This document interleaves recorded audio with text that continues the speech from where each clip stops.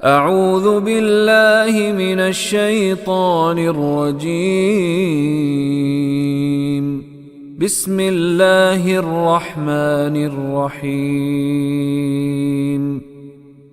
ان الذين آمنوا والذين هاجروا وجاهدوا في سبيل الله أولئك يرجون رحمة الله والله غفور رحيم۔ یہ جن کا تذکرہ ہے اس کے برعکس ان کا اب تذکرہ ہونے لگا ہے۔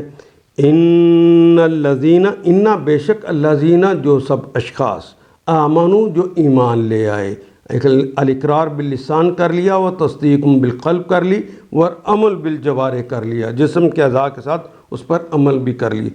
والذین، اور وہ لوگ، ہاجروا، اور جنہوں نے ہجرت کی، وجاہدوا، واو کے معنی اور، جاہدہ یجاہدو، یہ تو اردو میں بھی کہتے ہیں جد و جہد کرنا، کوشش کرنا، تگ و دو کرنا، یہ بڑا وسیع کلمہ ہے۔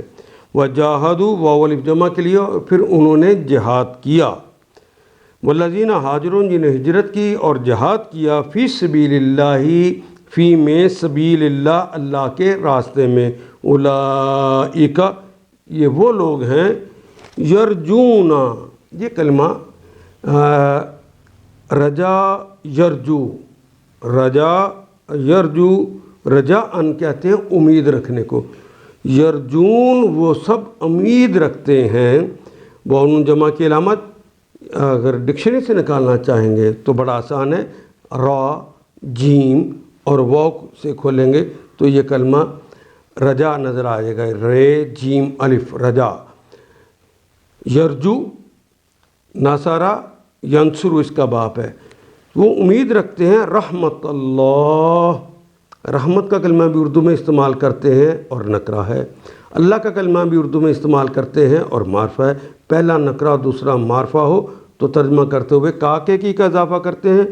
یرجون رحمت اللہ، وہ امید رکھتے ہیں اللہ کی رحمت کی۔ اولئک یرجون رحمت اللہ، یہ وہ لوگ ہیں جو امید رکھتے ہیں اللہ کی رحمت کی۔